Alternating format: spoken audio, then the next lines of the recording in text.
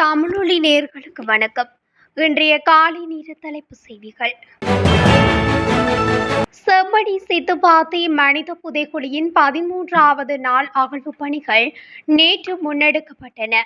செம்மணி மனித புதைகுழியில் இதுவரை 56 மனித எலும்புக்கூடுகள் அடையாளம் காணப்பட்டுள்ளன.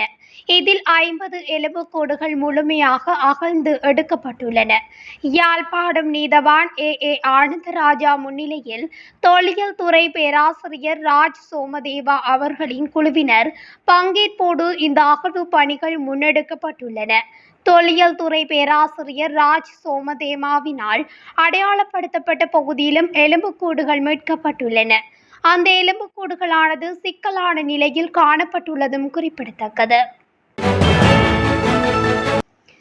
யாழ் தையிட்டி பகுதியில் தனியார் காணிகளை ஆக்கிரமித்து இலங்கை இராணுவத்தால் அமைக்கப்பட்டுள்ள சட்டவிரோத விகாரை கட்டிடத்துக்கு எதிராக இன்றும் நாளையும் முன்னெடுக்கப்படும் போராட்டத்தில் அனைவரையும் கலந்து கொள்ளுமாறு தமிழ் தேசிய மக்கள் முன்னணி அழைப்பு விடுத்துள்ளது.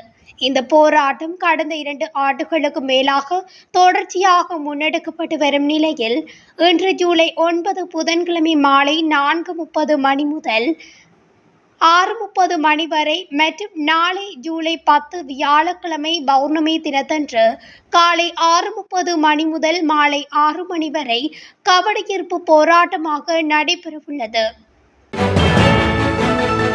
கைத்துப்பாக்கி, தோட்டாக்கள் மற்றும் ஹெரோயின் போதைப் பொருளுடன் ஒருவர் போலீசாரால் கைது செய்யப்பட்டுள்ளார். நீர்கொழும்பு 20வது மைல்கல் பிரதேசத்தில் வைத்து திங்கட்கிழமை இரவு மேற்படி நபர் நீர்கொழும்பு போலீசாரால் கைது செய்யப்பட்டுள்ளார்.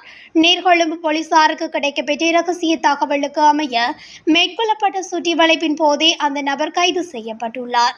யாழ் பகுதியைச் சேர்ந்த 47 வயதுடைய நபரே கைதானவர் ஆவார்.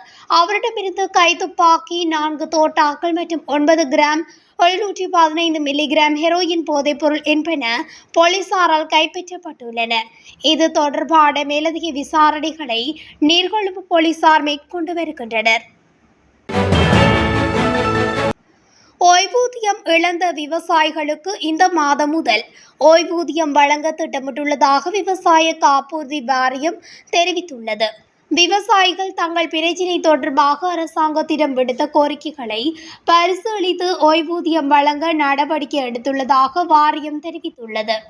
2012 அல்லது 2013 காலகட்டத்தில் விவசாயிகள் ஓய்வூதிய நிதியில் ஏற்பட்ட பாதிப்பு காரணமாக ஓய்வூதியம் தற்காலிகமாக நிறுத்தப்பட்டதால் ஓய்வூதிய திட்டத்தில் பங்களிப்பு செய்த விவசாயிகளின் கடைசி தவணைகளை வசூலிக்கும் செயல்முறை தடைப்பட்டுள்ளதாக கூறப்படுகிறது.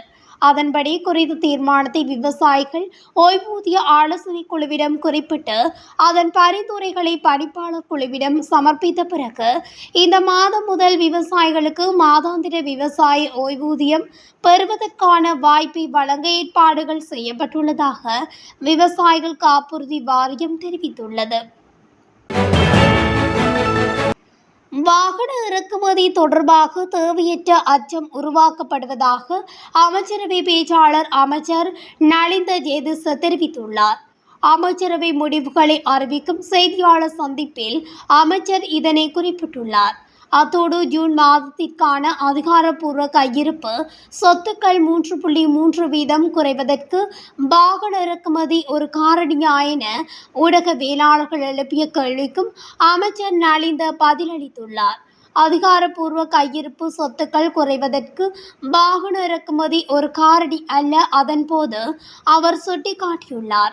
வாகன இறக்குமதி $1200 மில்லியன் மீறாமல் வரம்பிற்குள் இருக்கும் என எதிர்பார்க்கப்படுவதாகவும் அவை மிகுந்த எச்சரிக்கையுடன் மேற்கொள்ளப்படுவதாகவும் அமைச்சர் வலியுறுத்தியுள்ளார். முன்மொழியப்பட்ட கல்வி சீர்திருத்தங்களை வெற்றிகரமாக செயல்படுத்த முழு கல்வி முறையின் வசதிகளையும் மேம்படுத்தும் அதே வேளையில் நிறுவன அமைப்பையும் வலுப்படுத்த வேண்டும் என்று ஜனாதிபதி அனுரகுமார திசாநாயக்க வலியுறுத்தியுள்ளார். கல்வி அமைச்சின் அதிகாரிகளுடன் நேற்று ஜனாதிபதி செயலகத்தில் நடைபெற்ற கலந்துரையாடலின் போதே ஜனாதிபதி அனுர இதனை குறிப்பிட்டுள்ளார்.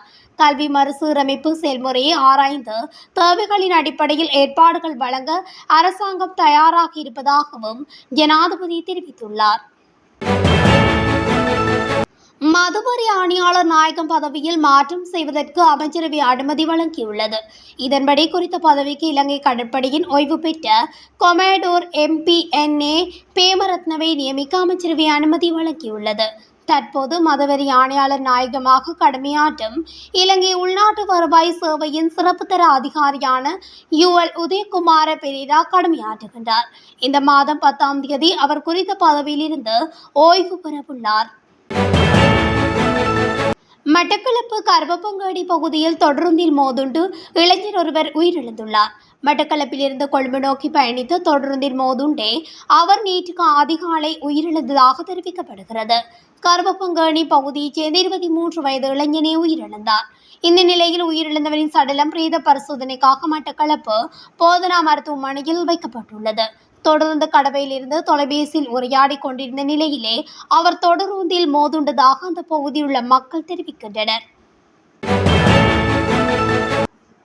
விடுதலை புலிகள் தொடர்பில் அவதூறு பரப்பி வரும் அருண் சித்தார்த்தை யாழ்ப்பாணம் காரைநகரைச் சேர்ந்த தம்பிராசா என்பவர் கடுமையாக சாடியுள்ளார். கிருணிகாவால் பேருந்து நிலையத்தில் செருப்பால் அடித்து துரத்தப்பட்ட அருண் சித்தார்த் கிருணிகா மீது போலீசில் ஒரு முறைப்பாடு கூட முன்வைக்க முடியவில்லை என்றும் அவர் இடித்துரைத்துள்ளார். இந்நிலையில் விடுதலை புலிகளின் தலைவர் பற்றி அவர் விமர்சிக்கின்றார் என்றும், தைரியம் இருந்தால் தமிழ் மக்கள் வாழும் பகுதிகளில் வந்து தமிழீழ விடுதலை புலிகளின் தலைவர் பற்றி தைரியமாக பேசி பாருங்கள் என்றும் அருண் சித்தார்த்துக்கு அவர் சவால் விடுத்துள்ளார். ஊடக சந்திப்பில் கலந்து கொண்டு கருத்து தெரிவிக்கும் போதே மேற்கொண்டவாறு குறிப்பிட்டுள்ளார். குற்றங்கள் உட்பட பல்வேறு சம்பவங்கள் குறித்து பொதுமக்கள் முறையிடுவதற்கு சிறப்பு அலைபேசி இலக்கங்கள் மற்றும் மின்னஞ்சல்களை இலங்கை போலீஸ் அறிவித்துள்ளது. போக்குவரத்து, அதிவேக நெடுஞ்சாலைகள், சுற்றுச்சூழல், சைபர் குற்றங்கள், போதைப்பொருள் தடுப்பு பிரிவு, குழந்தைகள் மற்றும் மகளிர் பணியகம், சுற்றுலா மற்றும் போலீஸ் இன்ஸ்பெக்டர் ஜெனரல் ஆகிய காவல் பிரிவுகளை இந்த ஹாட்லைன்கள் உள்ளடக்கியுள்ளதாகவும் தெரிவிக்கப்படுகிறது. கொழும்பு பிலியந்தலையில் உள்ள கரத்தியன குப்பை மேட்டில் நேற்று தீ விபத்து ஏற்பட்டுள்ளதாக பிலியந்தலை போலீசார் தெரிவித்துள்ளனர். தீப்பரவலை கட்டுப்படுத்தும் பணிகளில் மொரட்டுவி மாநகர சபையின் தீயணைப்பு படையினர் ஈடுபட்டுள்ளதாகவும் தெரிவிக்கப்படுகிறது. தீப்பரவலுக்கான காரணம் இதுவரை கண்டறியப்படவில்லை. இது தொடர்பான விசாரணைகளை பிலியந்தலை போலீசார் மேற்கொண்டு வருகின்றனர். மரளி லெஸ்லி ரணகல மாவட்ட பகுதியில் நேற்றிரவு துப்பாக்கிச் சூடு சம்பவம் ஒன்று இடம்பெற்றுள்ளது. துப்பாக்கிச் சூட்டுக்கு பின்னர் சந்தேக நபர்கள் தப்பிச் சென்றுள்ளதாகவும், துப்பாக்கிச் சூட்டில் யாருக்கும் காயம் ஏற்படவில்லை என்றும் போலீசார் தெரிவித்துள்ளனர். இது தொடர்பில் மேலதிக விசாரணைகள் இடம்பெற்று வருகின்றன.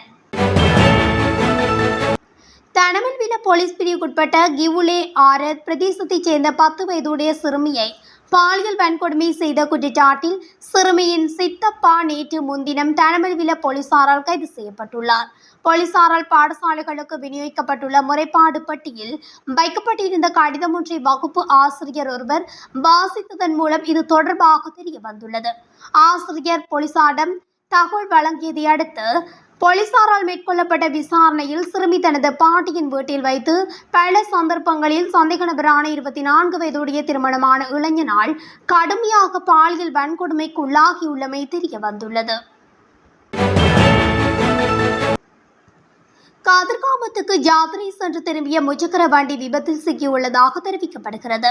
வெள்ளவாய போலீஸ் பிரிவின் 3ஆம் தூண் பகுதியில் எல்ல வெள்ளவாய பிரதான வீதியில் முச்சக்கர வண்டியொன்று பள்ளத்தில் கவிழ்ந்து விபத்துக்குள்ளாகியுள்ளது. விபத்தில் 2 பெண்கள் மற்றும் சாரதி காயமடைந்து வெள்ளவாய ஆதார வைத்தியசாலையில் அனுமதிக்கப்பட்ட பின்னர் மொனராகொலை மாவட்ட பொது வைத்தியசாலைக்கு மாற்றப்பட்டுள்ளதாகவும், அவர்களில் ஒருவர் ஆபத்தான நிலையில் இருப்பதாகவும் தெரிவிக்கப்படுகிறது. மாத்தறை தெனியாய மெதரி பெட்டியவில் உள்ள ஒரு வீட்டின் பின்னாலுள்ள ஒரு நிலத்தில் புதையல் தோண்டியதாக கூறப்படும் 5 நபர்களும் அதற்காக பயன்படுத்தப்பட்ட உபகரணங்களும் நேற்று போலீசாரால் கண்டுபிடிக்கப்பட்டுள்ளதாக தெரிவிக்கப்படுகிறது. இவர்கள் கைது செய்யப்பட்டுள்ளதாகவும் தெரிவிக்கப்படுகின்றது. மெதரிப்பட்டிய, கம்புருப்பட்டிய மற்றும் கொழும்பு பகுதிகளைச் சேர்ந்த 35, 45 வயதுக்குட்பட்ட நபர்களை கைது செய்யப்பட்டுள்ளதாக தெரிவிக்கப்படுகிறது. வீட்டின் அருகே சுமார் 4 அடி ஆழத்தில் ஒரு குழி தோண்டப்பட்டு வீட்டின் பிரதான நுழைவாயிலுக்கு முன்னால் மலர் விளக்குகளை வைத்து விளக்குகள் ஏற்றி பூஜை செய்வதை கண்டதாகவும், சோதனைக்கு சென்ற போலீஸ் அதிகாரிகள் சுற்றி வளைத்து இதனை கண்டறிந்துள்ளதாகவும் தெரிவிக்கப்படுகிறது. வவுனியா ஓமந்தை காவல் நிலையத்துக்கு அருகாமையிலுள்ள அரசு காணிக்குள் காவல்துறையினர் அத்துமீறி சென்று துப்புரவு செய்து அதில் விகாரை அமைக்க மேற்கொண்ட முயற்சி பிரதேச மக்களால் தடுத்து நிறுத்தப்பட்டுள்ளது.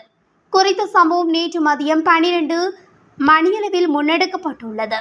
ஓமந்தையின் ஏனையின் வீதியில் காவல்துறை நிலையத்துக்கு அருகாமையில் தனியார் உரிமை கோரி வரும் அரசு காணியொன்றினை காவல்துறையினர் துப்புரவு செய்து அதனை சுற்றி வேலி அமைக்க முற்பட்ட வேளை அங்கு கூடிய அரசியல்வாதிகள் பொதுமக்களினால் நிறுத்தப்பட்டதோடு விகாரை அமைக்கும் முயற்சியும் நிறுத்தப்பட்டுள்ளது. இது தொடர்பில் பல முறைப்பாடுகள் மக்களால் விடுக்கப்பட்டுள்ளமை குறிப்பிடத்தக்கது. இத்துடன் தமிழொலியின் இன்றைய காலை நேர தலைப்பு செய்திகள் நிறைவடைகின்றன. தொடர்ச்சியாக செய்திகளை அறிந்து கொள்ள தமிழொலி ஊடகத்துடன் இணைந்திருங்கள். நன்றி, வணக்கம்.